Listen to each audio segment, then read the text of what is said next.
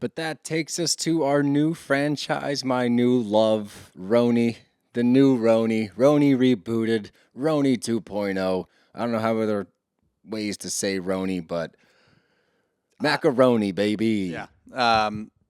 I actually thought that RHONY was an anagram for horny, and I was going to say horny for RHONY, and it makes a lot of sense. Isn't it? No, it's not. There's another N in there. No. No, Wait, it is. Yeah, you it is. idiot. Yeah, it is. Damn it. I was looking. I wrote It RHONY is. on my book. I was like, All right. Yeah, we'll just. you made me feel dumb. I'm like reading RHONY like made I'm like myself feel dumb. RHONYHORNY. Horny for RHONY. There's not Ronnie. 2 N's, you dumbass. I don't know. No, Wow. whatever. It doesn't matter. Anyway, we've already touched on it a little bit, but let's go 1 through 10. You know, I like to do this. 1 through 10. What's your rating? I'm giving it a solid 9-1. 9-1. I would agree. 9-1 is a great place to start. Didn't want to put it in the 8s. Didn't want to give it higher than that. You know, be a little overzealous about the whole thing. But overall, enjoyed it. Like I kind of alluded to earlier, there's a couple of aspects that are different, and I can't tell if it's just new faces or production's a little different. It just seemed a little different than the other shows that we've been watching. I agree, but it's refreshing. I think that's like what I was texting Dev. She hasn't watched it yet. And I was like, this is just refreshing. They're fighting about cheese, and I fucking love it. Like, I love everything You said about it. spoilers? I just said that everyone's talking about the cheese. All right? It's been all over Instagram. I just said to her, shut up. But we get an intro to all of these women, and it goes one by one. We start out with Brynn. Brynn's the fun girl. She's the bubbly one. She's going to stir shit up. You can tell right out of the gate. Jenna, HBIC, no doubt about it. She was the president of J. Crew. She is, the minute you look at her, she's just swaggy. I was like, wow, like she's cool as fuck. Like she's really cool. And then you get Jessel, who's a publicist. You get Sai, who is a content creator. You get Uba, who is Ion's cousin. Chanel Ion's cousin. Yep.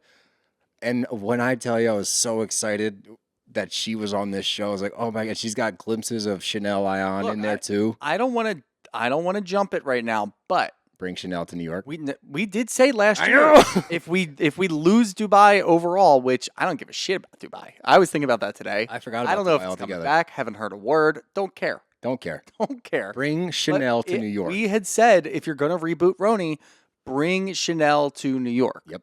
They sort of did. They brought Uba, and Uba's great. And Uba, there's a lot of Chanel in there.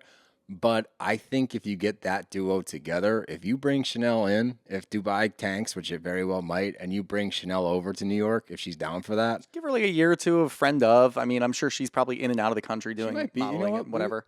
I wouldn't be surprised if we get. I think that would make sense. We definitely get an eye on. I don't know. See, that's so strange because season 1, which is actually even funnier because they rebooted everyone. And I was actually somewhat surprised to see season 14, episode 1. I wasn't. Oh, you thought it was going to be one of one. I thought it was going to be one of one. I thought it should be. I think it should be just because it's a full reboot. If you drop a couple, obviously it keeps going. But I agree. I think it should be a standalone. But I guess they probably didn't want to lose the luster of RHONY. I guess, yeah. I don't know. That's an interesting point. And then the last one is Aaron. And let's power rank. Oh, God. You power rank? Let's do a power rank. I'll go first. So my power ranking is Jenna, 1. Uba, 2. Brynn, 3. Sai, 4. Jessel, 5. Aaron, 6. You're putting Aaron at the bottom? Yeah, I don't like Aaron. Interesting. How about that? I am also putting Jenna 1. I'm going to put Brynn 2, and we'll get into that a little bit later. And I'm going to put Aaron 3, actually. I like Aaron a lot. Okay. Jessel 4, Uba 5. Uba can climb these rankings very easily. Very fast. She didn't do a whole lot. Yeah, we got a lot more out of the others. I think I'm more excited about Uba, what she's going to bring. Yeah. She didn't, you're right, she didn't do a lot. I'm just like, she got a bump because of Chanel Ion. Right. And I'm putting Sai at the bottom. Interesting. Okay. Yeah. All right. So we're a little split. I like that. I love when we're not in agreement. It makes this much. Even though we agree on 1-1. Yeah, 1-1. Oh, Jenna Lyons is dope. Like she's awesome. Yeah. I think if this doesn't work, she gets her own show because I'll watch that. But sure, why not? We started out. We're at Sai's house with Brynn, and she lives in Brooklyn. And I hope to be wealthy enough one day when people walk into my home that I'm like, "Would you like some house shoes?" You want to put some house shoes on? I've got an extra pair of Did house you shoes. offer me house shoes? You know. Well, no, you. Yeah, crusty feet. I think you probably don't have crusty. Are you wearing socks? Yes. Okay, then yeah, no, I think you'd be all right. I don't see it as a crusty feet. I have gross feet because I was a catcher. So yeah, I would probably need house shoes, but I want to I'll get you be. some house shoes. You're missing the point. I want to have enough money What were we talking about again? where house shoes are a real thing Yeah. when you walk into my home, but it's just a little quick touch on these two, and you kind of get a feel for who Bryn is right out of the gate. Like, she's definitely the bubbly one. She's definitely going to start a lot of shit. She kind of just says whatever's on her mind. And you need that, right? You can see the makings of housewife shows in all of these characters. You've got the HBIC Jenna Lyons, she's going to hold it down. You got Bryn, she's going to be the fun one that's also going to stir up some shit. Sai, I'm a little confused on so far. I don't know what her role's going to be yet, but the next scene is Uba and Aaron, and it's juxtaposed to Bryn, Sai, and Jessel. And this is where we get into Cheesegate. And I guess what happened is there was a dinner at, I love that they kept bleeping it out. Oh, The so restaurant's called Kraft. yeah. Oh, you knew who it Yeah, was. it's called Kraft. The restaurant is Kraft Do you know why it was bleeped out? because they were talking so much shit about it. Well, yes, but it's also it's Tom Colicchio's restaurant, and he's on Top Chef, also on Bravo. Oh. Yeah. So they're, ooh. They are shitting on a Bravo restaurant. Well, not, I mean, Ooh. yeah, indirectly Bravo. What did they think was going to happen? They didn't think we were going to figure out what the name of the restaurant was. I don't know. I don't think that they really cared. I think that they thought it was maybe funny, and it would just add in because I thought it was kind of funny that they I kept did too, bleeping because it like out. they're bleeping fuck, and then they're also bleeping Kraft. Yeah. But they ditched on dinner at Kraft because it's not 2005. Sorry, not 2006, and then not 2005, which And is then also not 2012. yeah, it's not a year that it's not today, Yes. is what they're saying. Correct. Which is math. And that to me, the point of this dinner, what Erin was saying, and I agreed with her here, where she's like, the point is to get all these ladies together. We're on a show together, like let's sit down and have a dinner. You guys ditched and then posted on Instagram that you're at a different restaurant. I think that's a shitty look. And the reason for it is that you're too good to go to Kraft. Pretty much. And honestly, this is just watching this, I feel like I got a grasp of what's going on. And the reason for that is when we see Erin talking to Uba, Erin has an issue with Bryn. Now, if memory serves me correctly, both Bryn and Sai did not go. And they both said that they weren't feeling well or couldn't go and just bailed entirely and clearly went to a different restaurant. But Erin's issue is with Bryn. And this is even slightly before the whole Cheesegate thing because Erin didn't realize what was going on about Cheesegate until a day or two later. Right. So at this, in a nutshell, is just them ditching, which I agree. One, you're starting a show together. Like, yeah, you guys should all go out and try to get on the same page. That way you seem a little more comfortable with each other. We see it later when Jenna says, yeah, I had to kind of choreograph this whole game because I'm not as close with all of the ladies. Right. I haven't met all of them more than, a handful of times. So it makes sense to all sit down. What I think's going on is I think that Sai is, and hot take number one of the year, Sai is Bryn's underling, if you will. Where Bryn is the powerful one that said, fuck that, we're not going there. It's not 2003. Throw another year out there. We're going to go over here. We're just going to bail on them. And Sai just went. And when Erin later had issues, she only had issues with Bryn, even though Sai was involved in both things. She says that she doesn't have an issue with Sai because Sai was like, yeah, that's my bad. Like, yeah, we ditched. I'm sorry. But she didn't say, yes, we ditched. And yes, I fucking love cheese. I didn't have an issue with that. But yeah, I'm sorry that we ditched. She said that later at Jenna's. I know. So I'm saying even leading up to it. eventually. Yeah, eventually she didn't have an issue But with I her. did. But you would imagine that she would have had an issue with Sai leading into it. You would think, but I did figure out what Bryn was doing. Yes. So the reason that she, in my opinion, brought up the cheese thing was to deflect from the fact that she's the asshole for ditching dinner. I think so too, yeah. Because she's like, yeah, she looked and says, what's that? Cheese? That's weird. And we watch Sai eat cheese throughout the entire episode. They all eat cheese. Who doesn't eat cheese? Eat cheese. Cheese is Eat great. cheese. Eat the cheese. But it was just a Vegans. Again? Oh, are we taking a shot at vegans again? We do this we do this every once in a I while. know. We have Just no eat issue with cheese. vegans, but All cheese right. is so good, man. Vegan cheese is not. I'm sorry. If you're a vegan, I have no problem. I Like, can live your life. Live your life. Honestly say I have never tried vegan cheese. Never will. I do not care for it. Yep. I do not care for it. Again, no issue with vegans at all. Live your life. Do what you got to do. Vegan cheese is not good. I don't care what kind of vegan cheese. It's just not good. Vegan ice cream. I've had some decent vegan ice I cream. haven't had that. I've had some decent vegan ice cream. I've had really great vegan food. Vegan cheese is never ever good. Okay. It, Alright. you know what it tastes like? What? If you took Chalk? exactly. So you're yes, because if you took the Kraft Easy Mac cheese, the powder, and just poured it directly on your tongue. No. No, You can't absolutely make me not. do that. No. So that's to me what it tastes like. But anyway, enough with the vegan rant. I'm sure we're gonna get some shit for that one. But the next scene we get to meet Jessel and her husband Pavitt, and I don't like Jessel that much either. I know I ranked her I think 4 or 5. I had her solid 3, I think. Did you have her at a 3? Yeah. Here's the thing. I think that I ranked her based on housewife ability. I think she's going to be good for the show. Okay. I do not care for the subtle digs at her husband. Like the whole shtick that, oh, he's dumb. Oh, I don't say nice things about him. Oh, like he's failing miserably at helping pick out my outfit. Go get me a glass of wine. That's not charming. It's not fun. I don't like it. I don't have any issues with that. I thought do. that, you know what? I think that he's the kind of guy, just based off of one episode, that kind of finds the humor in that. And just based off of him, he was still sitting at the table working in his t-shirt and jeans or whatever he was wearing, even though Jessel was running around trying to clean things up, like spotlessly cleaning things because her friends were coming over. And obviously we're filming here. He still didn't get up until after Because he's Jenna working. showed up. He's working. Yeah, he didn't actually leave. I get that he's working. I understand it, but I don't think that he had an issue with it, so I don't have a problem with it. I have a problem with it. I Kinda don't like where it. I am. I just don't like it. I think you don't need to be mean to your husband just because you think it's cute or funny. Like, just leave the guy alone. But Jenna arrives, and again, as soon as she walks in, just swag, like dripping in swag. And this is her first like real sit down with Jessel. They've both worked in fashion for a while. I guess Jessel grew up in London, moved to New York City when she was 22, right after college, and got into the fashion industry. So they've bumped shoulders before, but never really sat down to get to know each other. I would imagine it's a big deal for a lot of these women to meet Jenna Lyons. Like, I imagine she's probably a big name.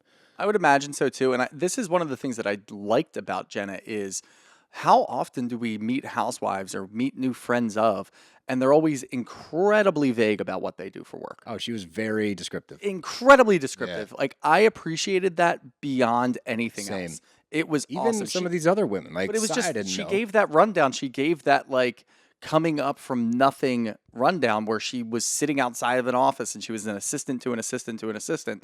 And now she was running pretty much all of North America J. Crew and doing all of this and that. Even name drops Michelle Obama Oh, yeah. and how big that was for J. Crew. She's awesome. And I love the specificity of everything that she was talking about with her Same. career. Same. When we don't get that, like, I understand, like, yeah, I'm a content creator. Okay, whatever. That I know what that is, but I don't need you to get more specific with that. It's the other ones where it's like, yeah, like, Erin is in real estate. Okay, whatever. I need to know more about your careers because that's how we're going to latch on to people. Like, yeah, Totally. you're going to do things on screen, but I need to know your backstory. Yeah, because it impressed us. It's amazing. Her career's incredible. She's a very impressive woman. And they sit down and they're chatting, and the cheese comes up again. And Justin's like, don't bring cheese to your party because it's going to be an issue. And Jenna is like, I have nothing but cheese. We're doing only cheese, which is a great party, by the Fucking way. hilarious, too. I know. I loved that part of That it. had to have been planned. 100%. Yeah, okay. Absolutely. There's no way that was just, Absolutely. let's have a fondue party. Cheesegate. But we're still meeting everybody, so let's keep meeting everybody. The next people we meet are Aaron and Abe and the family. Why is Abe's hair wet? Why? I don't understand that look. I don't get the wet gel look. I don't really know either, honestly. I mean, I understand it if you're like, What? When? I'm trying to think, like, you got that kind of gel in your hair and you're on stage and there's lights shining like we're going to be next week. Right. Might look a little wet, but It looked he's wet. in the comfort of his own home. I know, and it looked like he No, just he took just it. got out of the shower. No, he didn't. He's in a business suit. That's his gel. I'm saying that's his hair gel. I alright. don't love the wet hair gel Interesting. look. Usually I catch things like that. You, spot on. Good Thank for you, sir. Thank you very much. But I do really enjoy their family. Aaron, so far, like I said, is not my fave, but I did like the family dynamic. I like all the family dynamics on the show. You know, we like that here at the Bravo Bros. Oh, We yeah. love to see the families. We love to see the interaction with the kids. I did actually appreciate when they're over at Sai's house and they're like, all right, Nanny's got the kids. Let's go out back and have some booze. Like, okay, I cool. also love what Bryn said, where she said, "Yeah, I think she said my ovaries are flipping when I size see kids. size kids, and then when I see Jessel's kids come in, I immediately say I'm never having kids." Yeah, because Kai and Rio are screaming and breaking things, and but toddlers, man. What are you gonna do? But it was very. I like to see that, and so I did like Erin and her family. I thought they were really nice. But moving on, we're getting ready for the party at Jenna's house, and like it was funny as I'm watching the episode. I'm kind of getting giddy to get to Jenna's house. I was like, I want to see what's like in there, and I Yeah. want to see these girls all together finally. Like Cheesegate to me is the perfect way to intro us to a new cast. It's light enough where it's kind of funny. There's clearly more behind it, but it's just a perfect icebreaker because it's just like easy drama. Let's see how everybody reacts. Let's see how everyone plays. Like, is everyone gonna play it cool? Who's gonna come in too hot? Like, what's the vibe gonna be? And it's not big enough to ruin a friendship, Yeah. but it's big enough to force a conversation, which it does. But Aaron and Jessel are FaceTiming, getting ready for the party. This is where Jessel's rude about her husband once again. He can't help me pick anything out. Go get me a glass of wine. Tuh. Poor Pavitt. Still no problem. Whatever, dude. But on the FaceTime, Erin says, I didn't say shit about the cheese board. And then she says, one of my least, and maybe this is why she moved down on my power rankings, one of my least favorite defenses in all of Bravo is it was a joke. No, it wasn't. It was not a joke. Anytime I hear it was a joke, it means it wasn't a joke. It means you were being serious. You took something a certain way. You said something in passing. Maybe you didn't mean it wholeheartedly, but you can't backtrack and say, I was joking. I don't. The vibe that I get from Erin is that she wouldn't joke about something like that. That's what I'm saying. Like, and we've known her for one episode, but just based know off her. of how other women are kind of reacting to the things that she said and how they have an idea for who she is, and honestly, just after watching one episode with her in there, I can't see her joking about that. I think she is one of those people that takes things personally, which we've heard multiple people say just throughout the entirety of the episode. I agree. I think that she took it personally. She reacted. But we get to Jenna's, and Erin's the first to arrive. And maybe this is also, it's all little stuff, and it's not like Erin sucks. Like, she doesn't at all. Like, I'm sure I'll grow to probably like her as a housewife. But this definition of who Jenna Lyons is by Erin, she's like, everyone's so, nervous around her. She's like this enigma. She's just kind of a quirky lady. Like, she doesn't like dill, but loves parsley. Those are wildly different flavors. It's also, that's weird that was the first example that she It used. makes no sense. Like, And by the way, buddy, dill and parsley, literally, I get it. night and day. Maybe you do I'm it at, gonna like- hammer this shit home because that's so weird. That's like saying, it's like comparing ice cream to bread. It doesn't make any fucking sense. Like they taste completely. I know they're both herbs, sure. It's gluten in both of those. Look, dill and parsley, night and day. Do not compare. Dumb comparison. Didn't care for it. I really and that's just a me thing, as you know. No, that's fine. I get stuck on shit. I like did. that. I also thought that it was weird that was the first example that she used, to the point where I had to rewind and watch it again because I was too caught up on that Well, first you one. know what I think it was? I think she was trying to show that she knows Jenna better. She's cooler with her than everybody else. Like, she's trying to drop little things of why Jenna is the way that she is. And I think it's her trying to set herself apart from the other. We saw it with Diana Jenkins in the early episodes of Beverly Hills. People were trying to relate to her more. That's what I think. That's what I get. Maybe. I mean, it's a confessional from the first episode, and you're right. Like, Jenna doesn't really know a lot of these women, but she does know Erin, and we know that she knows Erin. So I didn't really see anything aside from that example that You're she used. just so I didn't understanding of I didn't see any everybody. issues. Look, I'm going into this not being negative about. I'm not anything. negative. I'm just calling shit out when I see it. You're just being very, very Super agreeable. supportive. Yeah. I don't get it. Very Who the agreeable. fuck are you? Just having a good time. I hate it. Anyway, everyone else gets there.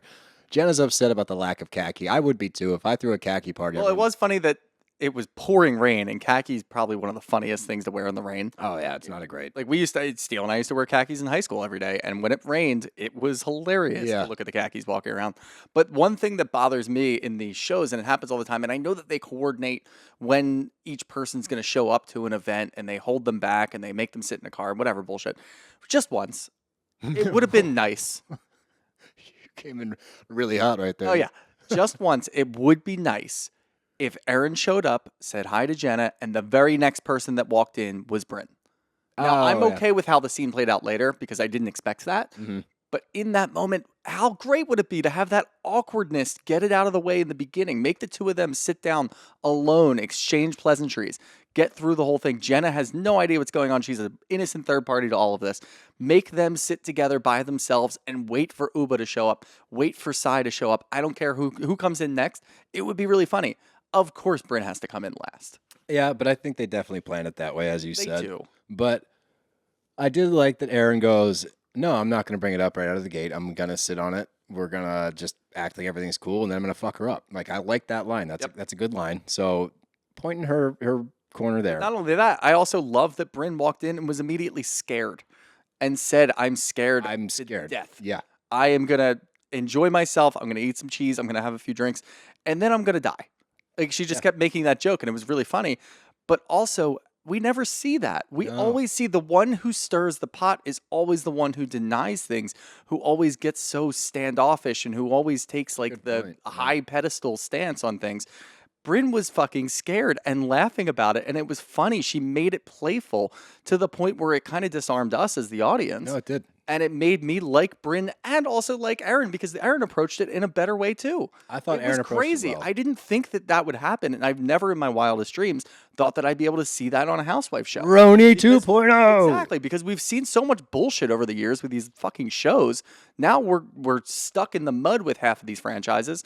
And then this comes in and we expect the same and we get something completely different. And I know that it's something innocuous like Cheesegate, but still to see them handle things the way that they handled it and the outcome was hilarious and I loved it. I agree. That's why I think Cheesegate Suck it, other franchises.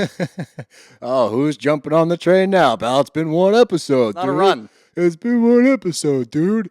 But let's talk about Jenna's apartment real quick. First of all, like we talked about earlier, the setting as far as every cheese under the sun was present at that party, even fondue. I haven't had fondue in so long. Neither and now have I. really, when they said fondue, I was like, I need to make some fondue. So I might do that for family dinner on Thursday. We might have some fondue. Family dinner. We have family dinner with our friends from high school every Thursday because call it we're so family. cute. We're so cute, our little family. Don't call it family. You don't want to be my fram? Didn't Devin say not to say I family? said don't say family. Yeah, she thinks He it's said corny. it was corny, but It's not wrong. you don't want to be my fram? Come on. We can be family on the low. cool. You into that? What are you asking me right now? You want to trade bird dog pants? These ones have liners. Oh, I do too. It was taking a weird turn. Anyway, Jenna Lyon's apartment is awesome. And I texted Dev. I was like, you are going to love her decor. Fucking spoiling the show for her. I know I did a little bit, but the funny thing is though, Dev she likes to know what's happening before she watches. Like she's already done her due diligence. Like she's like, oh my God, I watched them. They did like a tour of her apartment, the kitchen. That's my dream kitchen. I love black cabinets. I love when they're floor to ceiling like that. The gold backsplash, that whole entire setup is literally like a fucking dream. She had a really good idea for a game. She like the small talk game. She admits it. Like that's her kind of. She's not great at the small talk. So she comes up with this game and it's all sex talk, which was funny. And I think that is a great way to kind of break the ice because you can't be more vulnerable than when you're talking about sex. And the first thing is like the ideal porno. We get the Jenna Lyons black and white, very classy porno. That was funny. And then like who in the group is like submissive, who's dominant, all that stuff. It does break the ice until we get to Cheesegate. And Jenna had a very good point. Are we really stopping our sex talk to discuss cheese? Yeah, it was a really good point, and I thought it was really funny timing-wise because you had Bryn sitting over there talking about how Erin is a lot of fun, and I love Erin. As soon as she starts drinking, she's a lot of fun. She's basically me sober, which I love, and I thought that was a really funny line.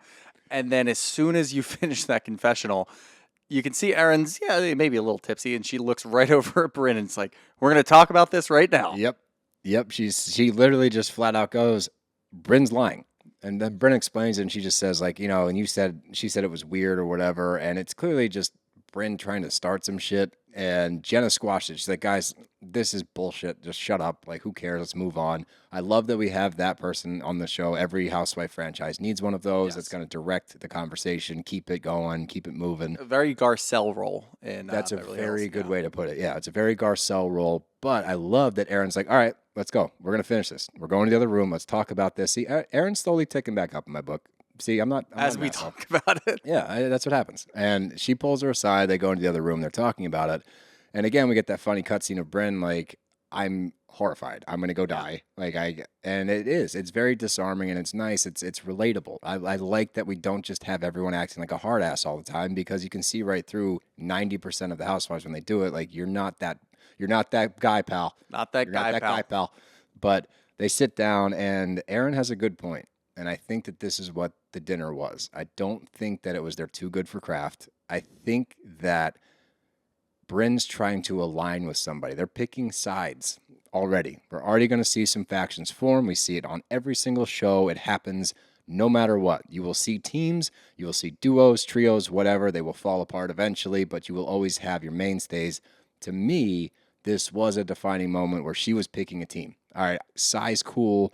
I'm cool. We're going to do our own thing. We're too cool.